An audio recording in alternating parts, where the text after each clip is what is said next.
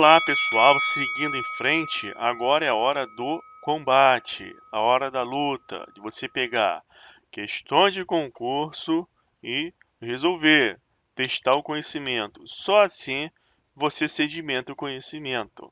Vamos começar fazendo questões mais fáceis, de nível médio, e vamos avançando até chegarmos nas questões mais difíceis. Então a primeira aqui para agente penitenciário 2009. Hoje não existe mais o agente penitenciário, houve a modificação de denominação. Hoje você tem o policial penal. Está no artigo 144 da CF. Dá uma olhadinha lá do inciso que foi acrescido, Polícia Penal. Então vamos resolver esta questão. De acordo com a legislação que tipifica o tráfico ilícito e o uso indevido de drogas, são consideradas entorpecentes aquelas capazes de produzir dependência física ou psíquica, constantes nas relações publicadas em conjunto com a lei específica, por esta constituir norma penal em branco. Então você vê que é uma questão tranquilinha, não se aprofunda na classificação completa, chega a tratar do assunto em uma linguagem popular, ou seja, diz que vem em conjunto, etc. O máximo que fala é que é uma norma penal em branco. Só que você que está estudando para algo que possa vir mais complicado, você resolve as questões mais fáceis tranquilamente. Com relação à lei de drogas, que é a lei 11.343 de 2006, lei 11.343, lei de drogas. Você tem um complemento. O complemento é a portaria 344 de 98 do Ministério da Saúde. Então vem do Executivo. A fonte material é diversa. Uma é legislativo, a outra é o Executivo. Quando você se depara com uma situação dessa, você já estudou, você sabe que a classificação doutrinária desta situação é de norma penal em branco heterogênea. Então a questão nem te cobra isso, é heterogênea. Você só trabalha com aquelas classificações de univitelino, bivitelino, para a norma penal em branco homogênea. Aqui é heterogênea. Então, tranquila essa questão, né? Então vamos em frente, avançando nos níveis de dificuldade. Olha a outra aqui. Técnico Judiciário 2012. De acordo com o que dispõe o Código Penal acerca da lei excepcional ou temporária. Lei excepcional ou temporária tem a previsão no Código Penal, artigo 3º. Então, quando você lê em qualquer lugar sobre lei excepcional ou temporária, você tem que saber todos os efeitos jurídicos disso, e eu já conversei com vocês. Então, vamos lá. A lei excepcional, ela surge para tratar de uma situação excepcional, sendo que ela ficará em vigor nesse período, só que você não sabe qual é a data exata que ela vai acabar. Exemplo da Covid. Se surgir uma lei para regular a vida em sociedade durante o período em que a pandemia for existente, você sabe que ela vai acabar, quando a pandemia acabar. Ela trata de uma situação excepcional, mas você não tem uma data exata. Essa data aqui, ó, não tem como precisar. A data do seu fim. Porém, se essa lei trouxer sanções penais, uma sanção, por exemplo, dessa natureza, quem sair às ruas sem máscara comete infração penal, um crime. Pena de tanto a tanto. Então você vai ter aqui, ó, um fato formalmente típico aqui, outro aqui, ó, praticado por diversas pessoas ou pela mesma pessoa. Todo mundo que praticou essa conduta típica aqui poderá ser sancionado aqui na frente depois da vigência. Ou seja, você tem aqui a ultratividade de uma lei penal maléfica que prejudica a pessoa e é aplicada em momento posterior ao fim da vigência. Entretanto, ela se diferencia da temporária, porque na temporária você tem a data exata aqui, uma data exata, dia, mês e ano, que vai perder a vigência. E no excepcional você não tem essa data. Exemplo de lei penal temporária que aconteceu em nosso país, aquela lei da Copa, da FIFA, lá de 2012, 2013, que regulou condutas humanas que seriam sancionadas penalmente com relação a marcas da FIFA, uma situação econômica, entendeu? O uso de marca, etc., símbolos. Isso era crime. E essa lei trouxe uma data exata que essas condutas não seriam mais crimes. Por quê? O problema seria ali naquele período da Copa, daqueles jogos de futebol. Então vamos continuar a leitura dessa questão. Já revisamos o que é lei excepcional ou temporária. De acordo com o que dispõe o Código Penal acerca destas leis excepcional ou temporária, a conduta de um comerciante que tenha criminalmente transgredido os preços estipulados em tabela fixada por órgão do Poder Executivo deve ser avaliada pelo juiz com base na tabela vigente ao tempo da transgressão, porquanto constitui complemento da norma penal em branco com efeito ultrativo. Já comentei com vocês nessa revisão.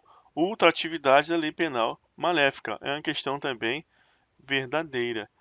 Entendeu, pessoal? Esse é o efeito que é mais cobrado em concurso da lei excepcional ou temporária. Outra cobrança é com relação à própria definição de uma lei excepcional ou temporária. Dá uma lida lá no artigo 3º para sedimentar mais ainda o seu conhecimento. Outra questão, procurador, advogado, 2013. De acordo com o CP, com relação à sucessão das leis penais no tempo. Lembra que eu fiz um estudo conjunto? Eu trabalhei o inciso 40 da CF, que fala da retroatividade da lei benéfica e irretroatividade da lei maléfica. O texto é o seguinte: a lei penal não retroagirá. Aí é a irretroatividade da lei penal maléfica, salvo para beneficiar o réu. Aí é retroatividade da lei benéfica. Nós estudamos esse princípio constitucional juntamente com o estudo que é do direito positivo. Você observa nos editais desse tema, que é a lei penal no tempo. Para o estudo desses assuntos, você se baseia na Constituição Federal e nos primeiros artigos ali do Código Penal. Perfeito, pessoal? Então vamos lá ver esta questão. O que ela quer saber da gente?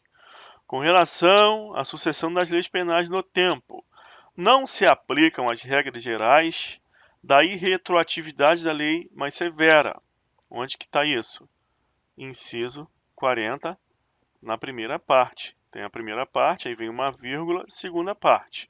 A primeira parte é a irretroatividade da lei mais severa. A lei penal não retroagirá, salvo para beneficiar o réu. Se o Constituinte diz que para beneficiar pode, você extrai, você deduz que a primeira parte fala disso, irretroatividade da lei penal severa.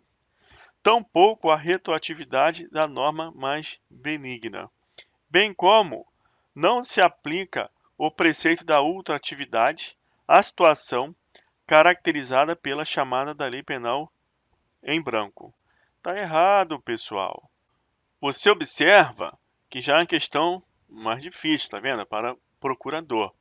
Só que eu vou dar uma dica aqui de técnica de resolução de questão. Se você conhecesse esse inciso e esses princípios básicos da irretroatividade da lei penal maléfica e da retroatividade da lei penal benigna, você matava a questão independente de conhecer todas as consequências, os efeitos dessa última parte aqui, ó.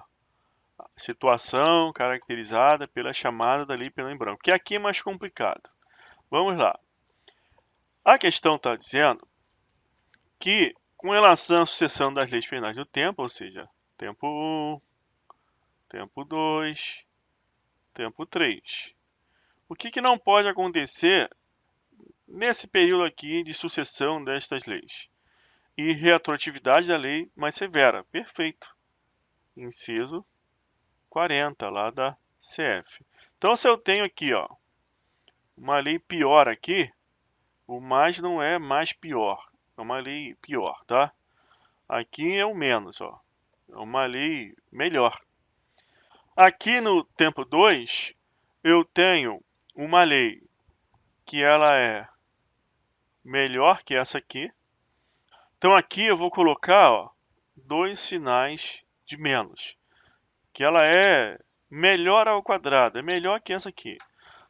E essa lei 3, no tempo 3, logicamente que ela também será pior que a lei do tempo 2, porque se a lei do tempo 2 é melhor que a lei do tempo 1, e se a lei do tempo 1 é melhor que a do tempo 3, lógico que a lei do tempo 2 também será melhor que a do tempo 3, tudo bem?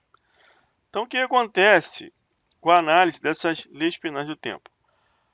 Você já conhece essa primeira parte aqui do princípio constitucional, da regra do rol de direitos fundamentais. A lei penal não retroagirá, salvo para beneficiar o réu. Então, isso aqui nunca retroage. O comportamento humano foi praticado aqui no tempo 1. Surgiu uma lei 3 no tempo 3, a lei penal não retroagirá, salvo para beneficiar o réu. Então, na prática, aqui você, ó, não aplica retroatividade.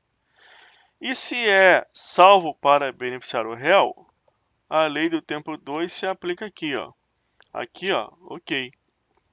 Então aqui retroage, salvo para beneficiar o réu. E aqui não retroage. E como essa lei do tempo 2 ela está no meio, então nós chamamos de lei penal intermediária. A lei penal intermediária, quando ela é a mais benéfica, ela possui uma dupla característica, um duplo atributo. Ela retroage para beneficiar, ela tem a característica de ser uma lei que se submete à regra da retroatividade da lei penal benéfica, mais benéfica, e também ela é ultrativa, porque se a conduta típica eventualmente for praticada no período dessa lei, do tempo 2, e ela for revogada pela lei do tempo 3, se o fato foi praticado aqui, ela será aplicada na frente, lá na frente. Então ela tem a característica da ultratividade, ela goza das duas vertentes. Então vamos ler de novo lá a questão. As leis penais no tempo, né? Esse é o assunto que inicialmente é colocado. Não se aplicam as regras gerais da irretroatividade da lei mais severa? Claro que se aplica, senão a lei penal mais severa seria retroativa. Tampouco a retroatividade da norma mais benigna. Também está errado. Bem como não se aplica o preceito da ultraatividade à situação caracterizada pela chamada lei penal em branco. Então percebe o seguinte, se você conhecesse o inciso 40 do artigo 5º, você já ia observar que isso aqui está errado, você ia marcar como falso, sem precisar conhecer essa parte aqui da lei penal em branco, que é um pouco mais difícil. Eu vou mostrar agora o que ele quer dizer aqui e você vai ver que é mais difícil. Até agora para você, se você não tinha isso fixo na sua mente. Porque a partir de agora também não vai ser mais difícil para você. Você vai gravar isso. Então vamos lá. Essa parte final está dizendo que não se aplica a ultratividade das leis penal em branco. Nós vimos que isso não é verdadeiro. Nós acabamos de ver isso quando resolvemos esta questão aqui, ó. Falamos da ultratividade da lei excepcional temporária. Quando traz um complemento que vem do Poder Executivo, é uma lei penal em branco heterogênea, e aquelas condutas praticadas naquele período de vigência daquele complemento terão esse efeito da ultratividade. Então essa parte final aqui está errada, e você estudou isso na outra questão. Também tem essa técnica de concurso. Às vezes, uma questão que vem na prova te ajuda a resolver uma outra. Seguindo em frente. Auditor. Com base no que dispõe o Código Penal e na interpretação doutrinária da legislação penal, julgue o item seguinte: os dispositivos legais que definem os crimes contra as finanças públicas previstos no CP são leis penais em branco na sua totalidade, visto que dependem de complementação por norma de direito financeiro. Lembra que eu falei lá no início dessa aula de resolução de questões que a gente ia começar do mais fácil e avançando para o nível de dificuldade. Essa questão trouxe mais para te dar uma dica de técnica de resolução de questão.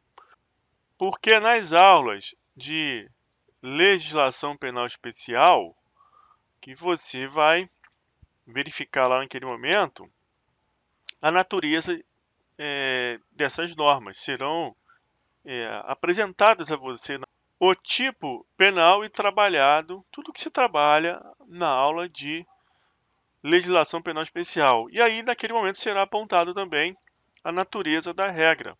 Isso aqui é uma lei penal em branco e heterogênea, é homogênea, será feita a revisão entre uma e outra.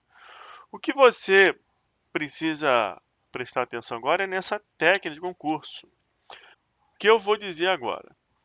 Geralmente, essas expressões peremptórias, sempre, nunca, jamais, na totalidade, geralmente são termos que eles acompanham questões alternativas erradas. Isso é comum. Então você já tem que pegar uma alternativa dessa e já marcar um pontinho nela ali de dúvida. Pô, essa aqui eu acho que é errada, como é o caso. Não é na totalidade, porque tem algumas regras lá nesse tópico do Código Penal que traz uma lei penal que não é em branco, ela não precisa de complemento.